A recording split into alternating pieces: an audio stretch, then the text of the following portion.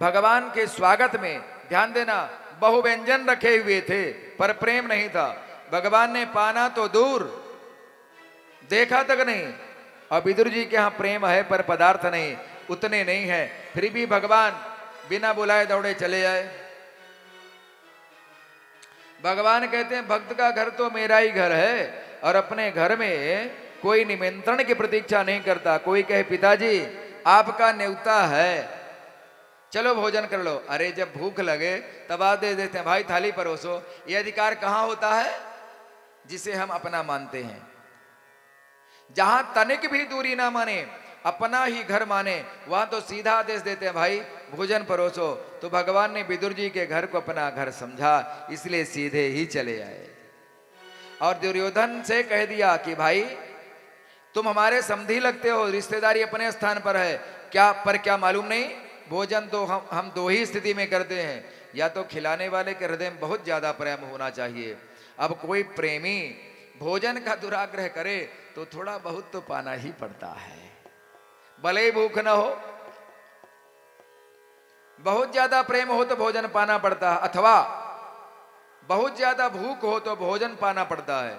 खिलाने वाले के हृदय में भले ही प्रेम ना हो, पर हम तो भूख से मरे जा रहे हैं, चाहे इज्जत से मिले चाहे बेइज्जती से मिले, या कोई ऊपर से फेंक देवे, तो हम उस समय छीना झपटी करके उससे पालेंगे।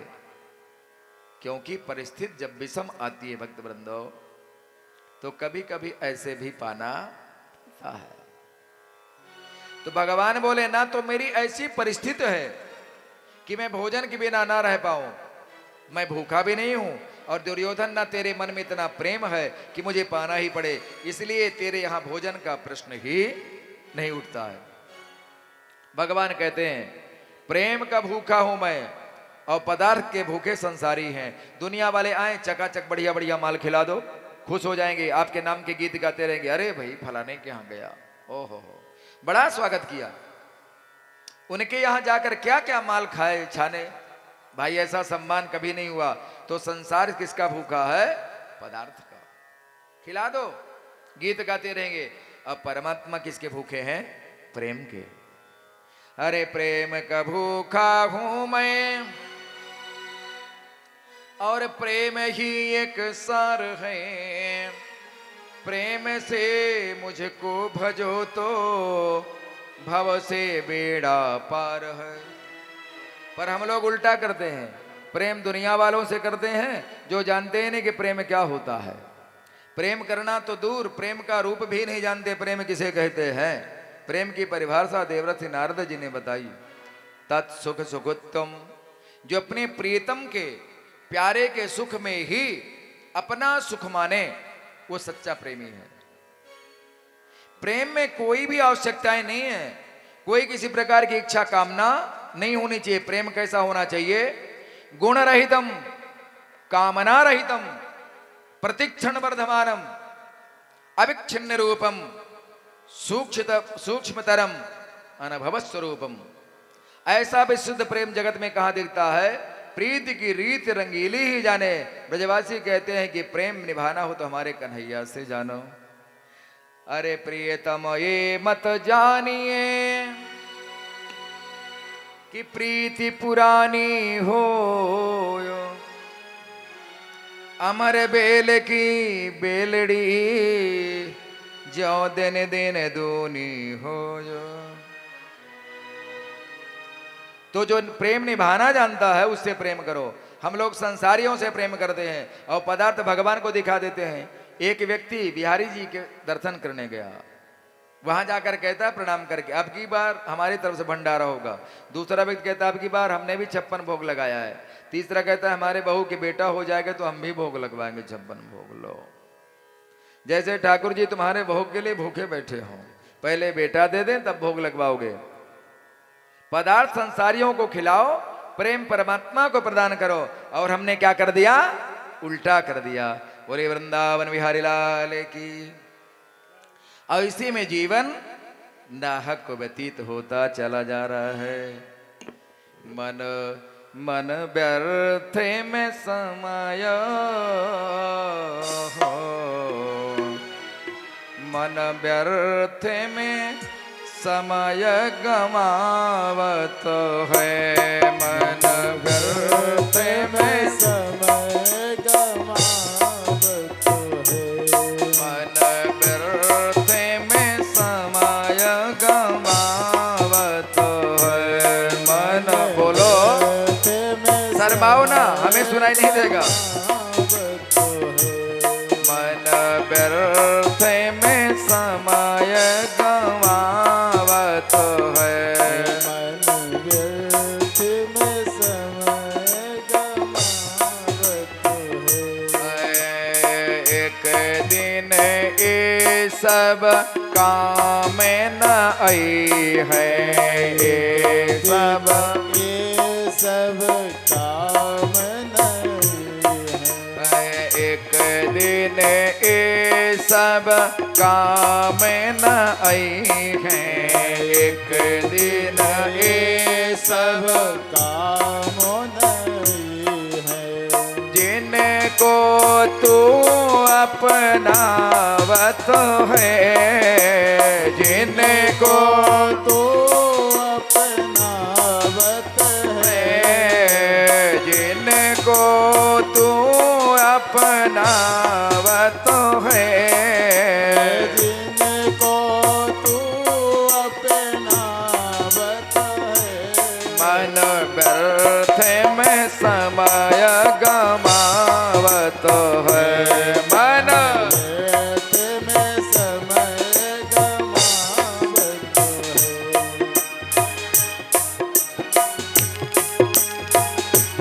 ताली जरा हाथ ऊपर करके ही बजाया जाता है भगवान धोखे से आपको पकड़ लिए तो उद्धार हो जाएगा आपका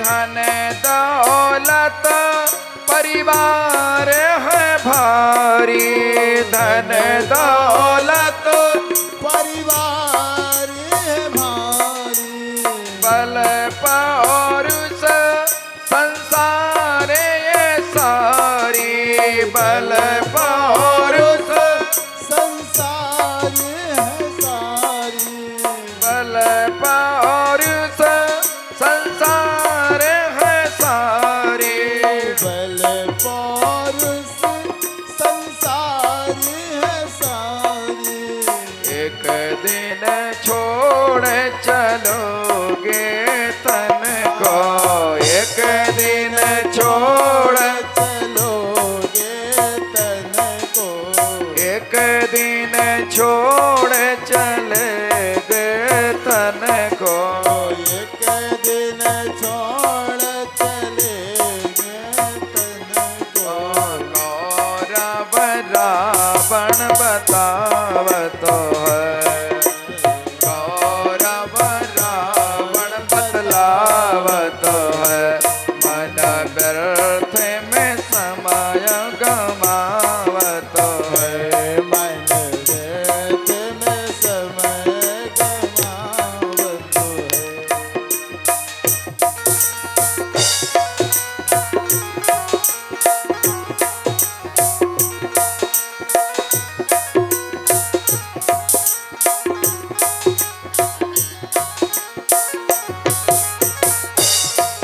हरि बोल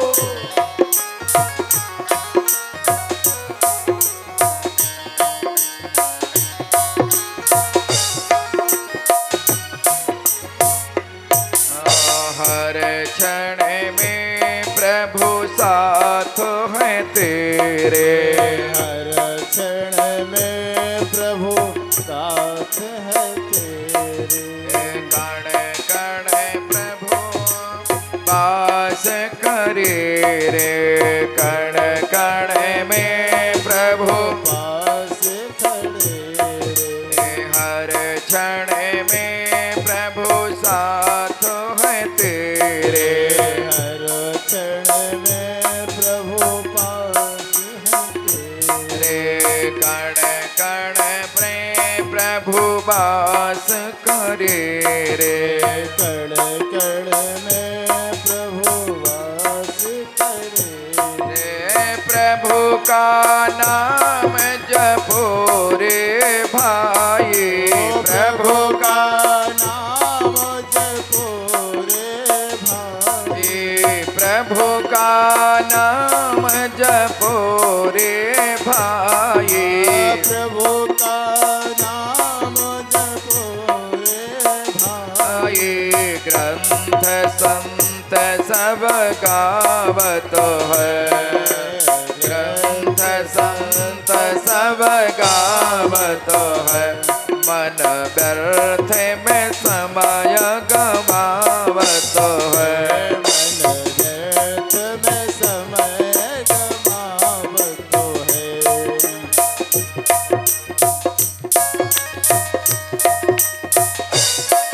भाइयों के आने के लिए थोड़ा जगह वहां से छोड़ दो।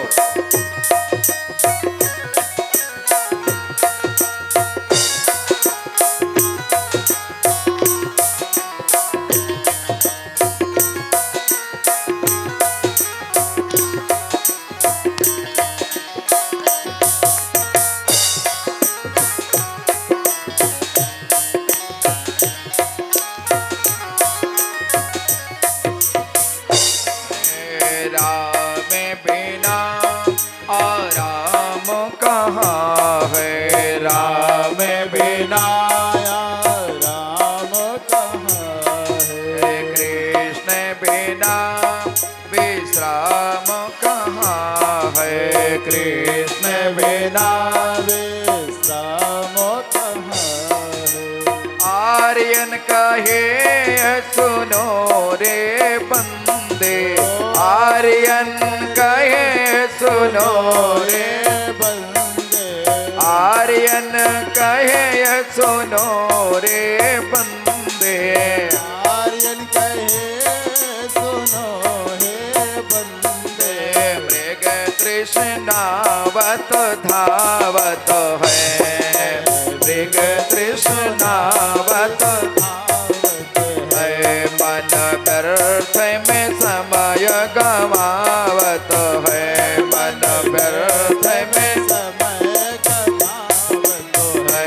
मन व्यर्थ में समय गवावत है। मन व्यर्थ में समय गवावत आवत है। एक दिन ये सब काम न आई है। एक दिन ये सब काम नहीं है। एक दिन ये सब काम न आई है। एक दिन ये सब काम नहीं है जिनको तू अपनावत है। ओ जिनको तू अपना आवत है। मन व्यर्थ में समय गवावत है। मन व्यर्थ में समय गवावत है। मन व्यर्थ में समय गवावत है। मन व्यर्थ में समय गवावत है। विदुर जी महाराज आगे पूछ रहे हैं। परीक्षित जी ने पूछा। अब यहाँ पर विदुर जी का चरित्र यहाँ पर आया। महाराज विदुर जी का चरित्र हमें सुनाइए। सुखदेव भगवान कहते हैं यदा तो राजा स्वसुतान साधोन पुष्णन्न धर्मेण विनष्ट दृष्टि भ्रातुर्यविष्ट ससुतान विबंधोन प्रवेश लाक्षा भवने ददाह। जिस समय राजा धृतराष्ट्र बिल्कुल अंधे हो चुके थे। अंधे तो बचपन से ही थे। बाहर की आंखें तो पहले से फूटी हुई थी। पर पुत्र प्रेम के कारण इतना मोह छा गया कि भीतर की भी आंखें बंद हो गई। ज्ञान वैराग नयन उरगारी अर्थात ज्ञान वैराग के जो दूसरे नेत्र हैं वह भी आज नष्ट हो गए। राजा धृतराष्ट्र अधर्म का पोषण कर रहे का आश्रय ले रखे हैं। अधर्म का आश्रय ले रहे हैं, इसलिए इनके विवेक के नेत्र भी नष्ट हो गए। श्री विदुर जी महाराज समझाने का प्रयास किया। विदुर जी महाराज कौन है? धर्मा बता रहे हैं। युधिष्ठिर जी महाराज कौन है? वो भी धर्म बता रहे हैं। कौरव पक्ष में विदुर जी धर्म के रूप में है और पांडवों के पक्ष में युधिष्ठिर जी धर्म के रूप में है। दोनों ओर धर्म है, पर अंतर क्या है? फिर पांडव विजयी क्यों हुए? कौरवों का पराभव क्यों हुआ? क्योंकि कौरवों के पक्ष में जो धर्म है उसकी विडंबना यह है कि कौरव जैसा चाहते हैं विदुर जी को वैसा ही करना पड़ेगा। विदुर जी धर्म का रास्ता दिखाते हैं, समझाते हैं, पर कोई मानने वाला नहीं है, ना कोई चलने वाला। दुर्योधन आदि चाहते हैं कि विदुर हमारे अनुसार चलें, ना कि हमको विदुर के अनुसार चलना पड़े। तो भैया धर्म तब हमारी रक्षा करेगा जब धर्म के अनुसार हम चलेंगे। धर्मो रक्षति रक्षितः। धर्म के पहले आप रक्षा कीजिए, तब धर्म आपकी रक्षा करेगा। माता जानकी पंचवटी में थी, आप लोग सब जानते हैं। और साधु वेश बना करके रावण जब आया भिक्षा मांगी तो किशोरी जी ने सोचा क्या किया जाए। मेरे देवर जी कहकर गए हैं इन निशाचरों की माया नगरी है, मैं यहां से बाहर ना निकलूं, रेखा का उल्लंघन ना करना। ये साधु कह रहा मैं बंधी भिक्षा नहीं दूंगा, रेखा से बाहर आकर मुझे भिक्षा दो। यदि मैंने भिक्षा नहीं दिया तो मेरा धर्म नष्ट होगा कि गृहस्थ के घर में कोई भिक्षुक बिना कुछ लिए चला जाए। चलो मुझे तो अपने धर्म की रक्षा करनी चाहिए। और ज्यों रेखा का उल्लंघन करके भिक्षा दिया, रावण तुरंत हरण कर लिया, ले गया।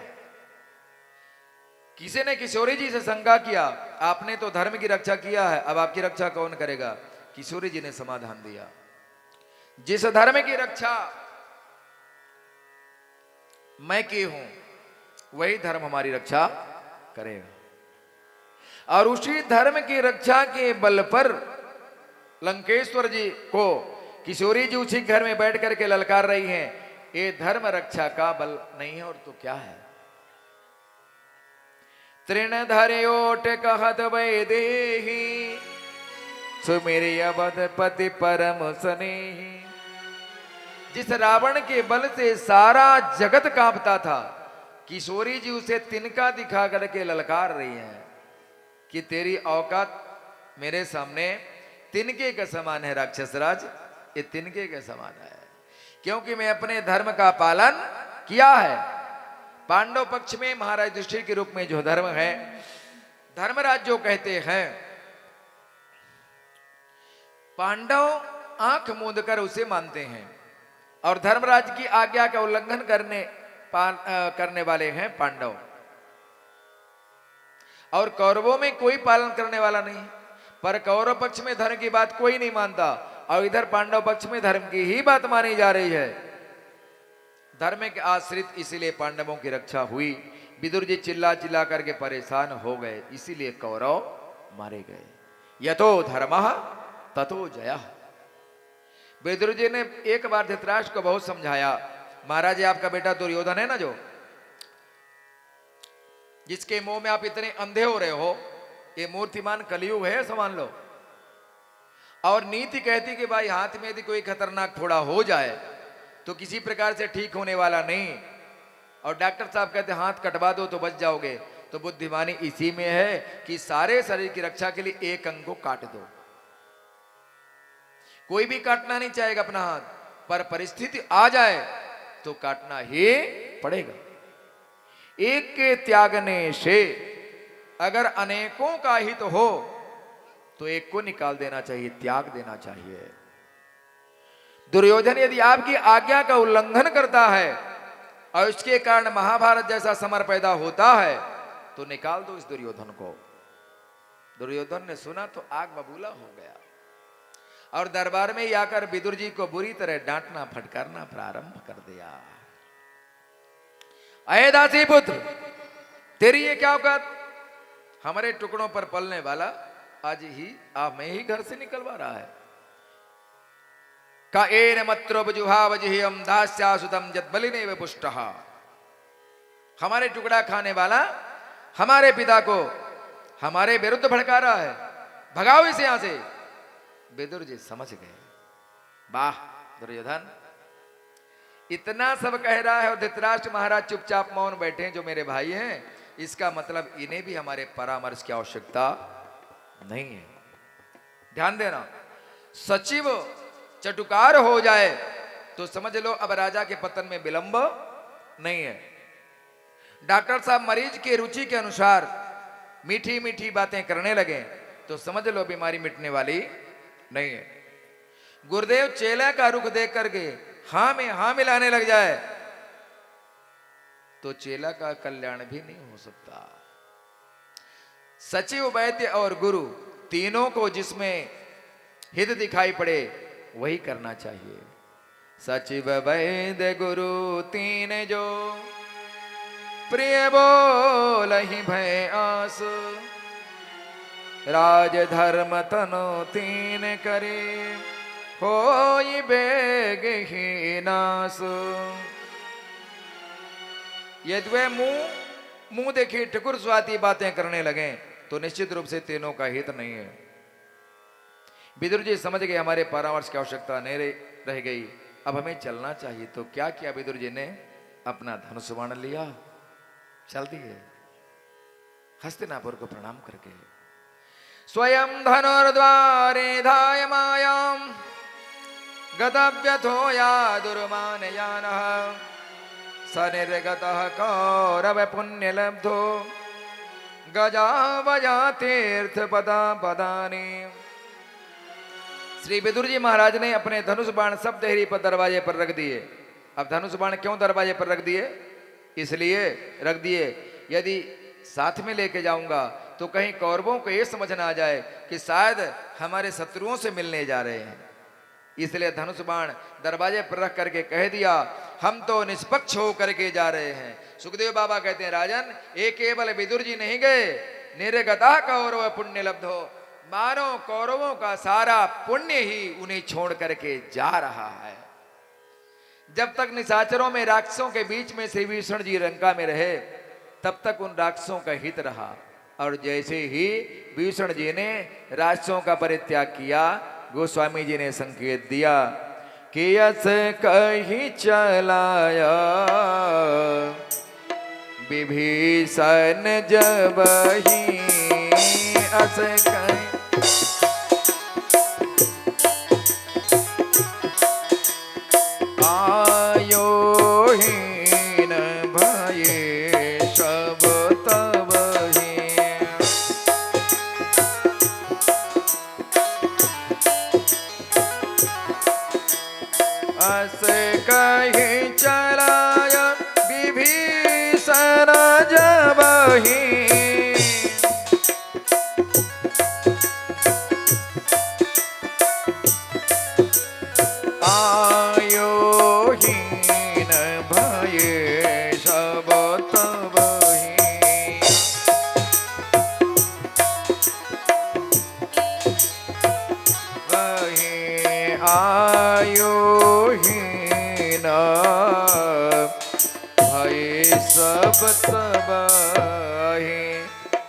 भीषण ने लंका को त्यागा कि निशाचर आयुहीन हो गए।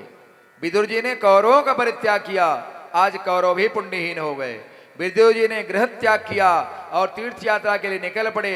तीर्थाटन करते करते बहुत समय बाद यमुना के तट पर जा रहे थे, अचानक उद्धव जी से भेंट हो गई। कालेन तावद् यमुनामुपेत्य तत्रोद्भवं भागवतं तदर्श। भगवान के परम प्रिय महाभागवत सखा श्री उद्धव जी से भेंट हुई। अरे भैया उद्धव, बताओ कैसे हो? अनेक अनेक प्रकार के प्रश्न कर दिए।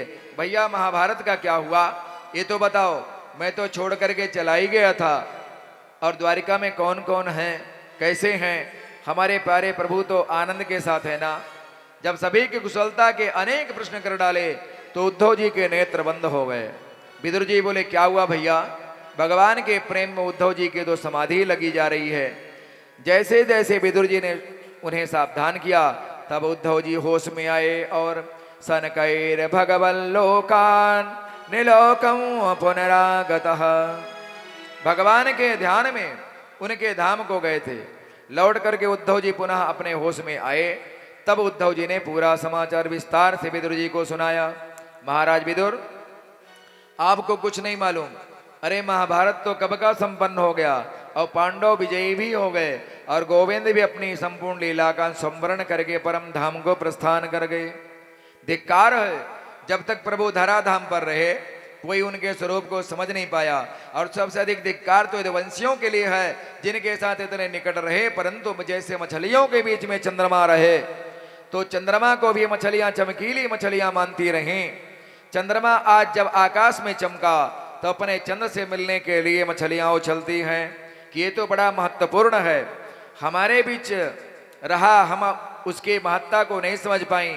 समुद्र भी उमड़ता है भक्तवृंदो, जब पूर्ण चंद्रमा को देखता है तो सागरें भी हिलोले लेती हैं। आज उसका महत्व समझ में आ गया। उद्धव जी कहते हैं, विदुर जी जाते समय भगवान ने हमें दिव्य ज्ञान प्रदान किया था और हमसे कहा था कि जब मैं हस्तिनापुर आया था तो विदुर विदुरानी ने कितना प्रेम पूर्वक मेरा सम्मान स्वागत किया था, पर आज तक मैं विदुर जी को कुछ नहीं दे पाया। इसलिए मेरा ये तत्व ज्ञान जो तुम्हारे पास है, जब भी तुम्हारी विदुर जी से भेंट हो तो ये ज्ञान उन्हें बस प्रदान कर देना। इतना सुनते विदुर जी के नेत्र भर आए, गदगद होकर के बोले, क्या वाह प्रभु, हमारे घर में पवाने के लिए तो था कुछ नहीं, सूखा बथुआ का साग खिला दिया हमने। विदुरानी ने भावुकता में केले के छिलके ही खिला दिए और भगवान उसी के ऋणिया बन गए, परंतु विदुर जी का कंठ गदगद है। सारा जगत जिसे याद करता है